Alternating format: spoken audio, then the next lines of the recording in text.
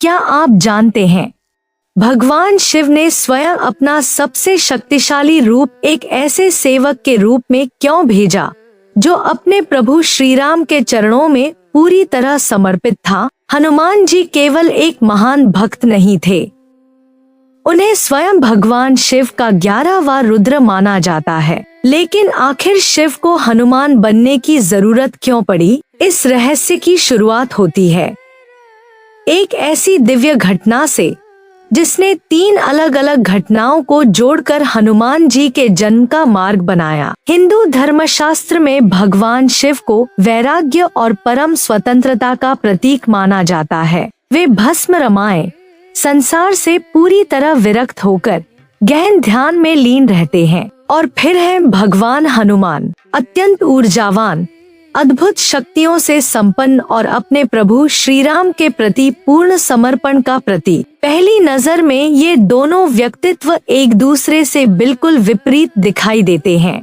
लेकिन हिंदू परंपरा में एक अद्भुत रहस्य छिपा है। हनुमान जी को भगवान शिव का 11वां रुद्र अर्थात स्वयं शिव का एक दिव्य अंश माना जाता है। लेकिन सवाल यह है, जो भगवान स्वयं किसी के अधीन नहीं है, उन्होंने स्वयं को एक ऐसे सेवक के रूप में क्यों प्रकट किया जो अपने प्रभु की सेवा में पूरी तरह समर्पित था? देवताओं की लीला कभी संयोग मात्र नहीं होती। उस समय ब्रह्मांड एक महान घटना की तैयारी कर रहा था। भगवान विष्णु पृथ्वी पर श्री राम के रूप में अवतार लेने वाले थे और उन्हें आगे चलकर रावण जैसे शक्तिशाली अधर्मी का सामना करना था। भगवान शिव जानते थे कि श्री राम के इस महान कार्य में एक ऐसे सहयोगी की आवश्यकता होगी जिसकी शक्ति, गति और भक्ति की कोई सीमा न हो। इसलिए शिव ने अपनी दिव्य शक्ति को एक विनम्र सेवक के रूप में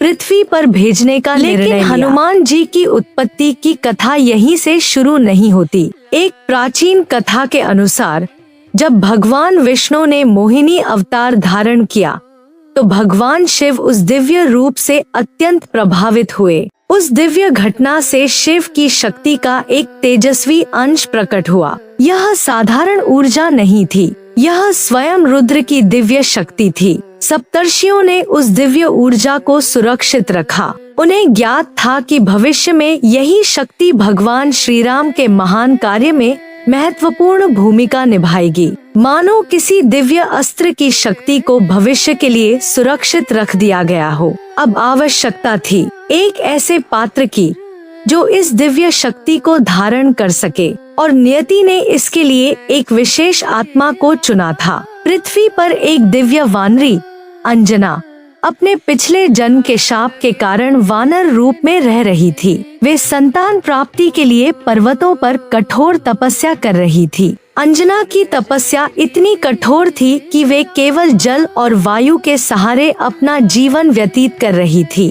तभी महान ऋषि मतंग ने उनकी तपस्या को देखा। उन्होंने अंजना को वायु देव की उपासना करने का मार्ग बताया और एक विशेष मंत्र प्रदान किया। अब एक और अंजना तपस्या कर रही थी और दूसरी ओर अयोध्या में एक ऐसी घटना घटने वाली थी जो हनुमान जी के जन्म से जुड़ने वाली थी।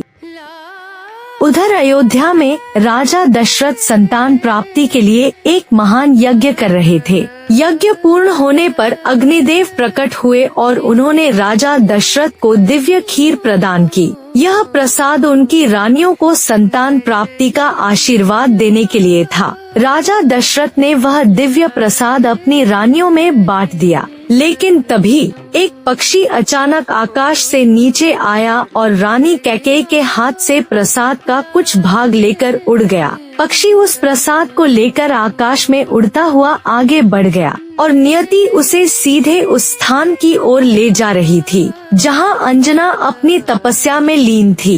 जब पक्षी अंजना की तपस्या वाली पर्वत भूमि के ऊपर से गुजरा, तभी वायु देव ने एक तेज झोंका भेजा। उस झोंके से दिव्य प्रसाद पक्षी के मुख से छूट गया और वह सीधे अंजना के हाथों में आ गिरा। अंजना ने इसे ईश्वर का आशीर्वाद समझकर ग्रहण कर लिया। इस प्रकार शिव की दिव्य शक्ति, अंजना की कठोर तपस्या, वायु देव की कृपा और राजा दशरथ के यज्ञ की दिव्य लीला, ये सभी घटनाएं एक दूसरे से जुड़ गईं। और फिर वह समय आया जब पृथ्वी पर जन्म लेने वाला था एक ऐसा बालक जिसकी शक्ति की कोई सीमा नहीं थी। जन्म हुआ भगवान हनुमान का। हनुमान जी के जन्म से उनके माता पिता के जीवन में अपार आनंद आया, लेकिन बाल हनुमान सामान्य बालक नहीं थे। उनमें जन्म से ही अद्भुत दिव्य शक्ति थी। एक दिन बाल हनुमान को बहुत तेज भूख लगी। उन्होंने आकाश की ओर देखा और वहाँ उन्हें एक विशाल लाल रंग का सूर्य दिखाई दिया। बाल हनुमान ने सूर्य को एक बड़ा और चमकता हुआ फल समझ लिया। उन्होंने सोचा यह फल तो बहुत स्वादिष्ट होगा, और फिर बाल हनुमान ने सूर्य को खाने के लिए आकाश की ओर छलांग लगा दी। उनकी गति इतनी अद्भुत थी कि देवताओं में भी चिंता फैल गई। उसी समय राहु सूर्य ग्रहण करने के लिए वहां पहुंचा था, लेकिन जब उसने बाल हनुमान को सूर्य की ओर बढ़ते देखा तो वह भयभीत होकर देवराज इंद्र के पास पहुंचा। राहु ने इंद्र को बताया कि एक दिव्य बालक सूर्य को निगलने के लिए उसकी ओर बढ़ रहा है। ब्रह्मांड की व्यवस्था को बचाने के लिए इंद्र ने अपना शक्तिशाली वज्र चलाया। वज्र का प्रहार बाल हनुमान पर हुआ और वे आकाश से पृथ्वी की ओर गिर पड़े। उनकी ठोड़ी पर गंभीर चोट लगी। यही कारण माना जाता है कि उन्हें हनुमान नाम प्राप्त हुआ। लेकिन अपने पुत्र की यह अवस्था देखकर वायुदेव का क्रोध भड़क उठा। अपने पुत्र को घायल देखकर वायुदेव अत्यंत क्रोधित हो गए। उन्होंने अपनी गति रोक ली और संसार से वायु का प्रवाह लगभग समाप्त हो गया। प्राणियों का जीवन संकट में पड़ गया। मनुष्य, पशु, पक्षी, सभी जीव जंतु सांस के लिए व्याकुल होने लगे। पूरे ब्रह्मांड पर एक भयंकर संकट मंडराने लगा। देवताओं को समझ आ गया कि यदि वायुदेव शांत नहीं हुए तो संसार का अस्तित्व ही संकट में पड़ जाएगा। तब ब्रह्मा जी के साथ सभी देवता वायुदेव को शांत करने पहुँचे। उन्होंने बाल हनुमान को पुनः जीवन प्रदान किया और उन्हें अनेक दिव्य वरदान दिए। देवताओं ने हनुमान जी को अद्भुत शक्ति और गति प्रदान की। उन्हें अग्नि से सुरक्षा मिली, जल से सुरक्षा मिली, अस्त्र शस्त्रों से रक्षा का वरदान मिला। रोग और अनेक प्रकार के संकटों से भी उनकी रक्षा सुनिश्चित की गई। देवताओं ने उन्हें ऐसा दिव्य संरक्षण दिया कि भविष्य में कोई साधारण शक्ति उन्हें पराजित न कर सके। लेकिन अब एक नई समस्या सामने थी। इतनी अपार शक्ति वाले बालक को यदि अपनी शक्ति का अहंकार हो जाए तो वह शक्ति संसार के लिए संकट भी बन सकती थी। और यहीं से हनुमान जी के जीवन का एक और अद्भुत अध्याय शुरू हुआ। बाल हनुमान अपनी अपार शक्ति से अनजान नहीं थे। वे बचपन में अपनी शक्तियों का उपयोग करके ऋषियों के आश्रमों में तरह तरह की शरारतें करते थे। कभी उनकी पूजा में बाधा डालते, कभी उनकी वस्तुएं इधर उधर कर देते और कभी अपनी अद्भुत गति से उन्हें परेशान करते। ऋषियों ने उनकी शरारतों को देखा,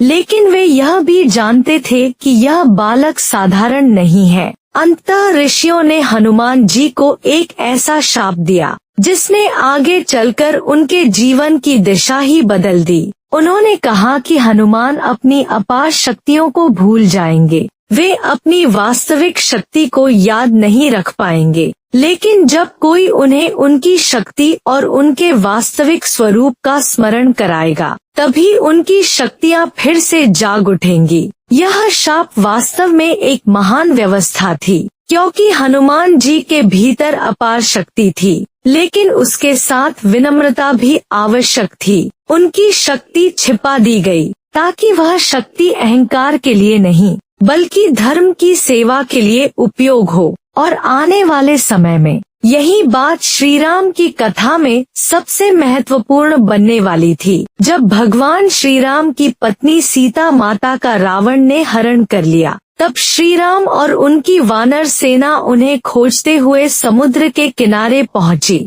लंका समुद्र के उस पार थी, लेकिन समस्या यह थी कि समुद्र को पार करके लंका तक कौन पहुंच सकता था। वानर सेना में अनेक शक्तिशाली योद्धा थे, लेकिन कोई भी उस विशाल समुद्र को पार करने का साहस नहीं कर पा रहा था। तभी वृद्ध और ज्ञानी जामवंत ने हनुमान जी की ओर देखा। जामवंत जानते थे कि हनुमान जी अपनी असली शक्ति भूल चुके हैं। उन्होंने हनुमान जी को उनके जन्म, उनकी दिव्य शक्तियों और उनके सामर्थ्य का स्मरण कराया। जैसे जैसे जामवंत उनकी शक्ति का वर्णन करते गए, हनुमान जी के भीतर सोई हुई शक्ति जागने लगी। उन्हें अपना वास्तविक स्वरूप याद आने लगा। हनुमान जी ने अपना विराट रूप धारण किया। उनका शरीर पर्वत के समान विशाल हो गया। उनकी गर्जना से चारों दिशाएं गूंज उठी। अब उन्हें अपनी शक्ति का अहंकार नहीं था। उनके सामने केवल एक उद्देश्य था, श्री राम का कार्य पूरा करना। और फिर हनुमान जी ने समुद्र पार करने के लिए महान छलांग लगाई। यह वही क्षण था जब भूली हुई शक्ति ने फिर से अपना वास्तविक स्वरूप प्रकट किया। हनुमान जी के पास अपार शक्ति थी, लेकिन उन्हें अपनी शक्ति का अहंकार नहीं था। वे जानते थे कि शक्ति का वास्तविक अर्थ दूसरों पर शासन करना नहीं, बल्कि धर्म की रक्षा और अपने प्रभु की सेवा करना है। यही भगवान हनुमान की सबसे बड़ी विशेषता है। वे केवल शक्तिशाली नहीं थे, वे विनम्र भी थे। वे केवल तेजस्वी नहीं थे, वे पूर्ण भक्त भी थे। और यही कारण है कि हनुमान जी को भगवान शिव का 11वां रुद्र माना जाता है, क्योंकि शिव की सर्वोच्च शक्ति जब भक्ति और विनम्रता से जुड़ती है,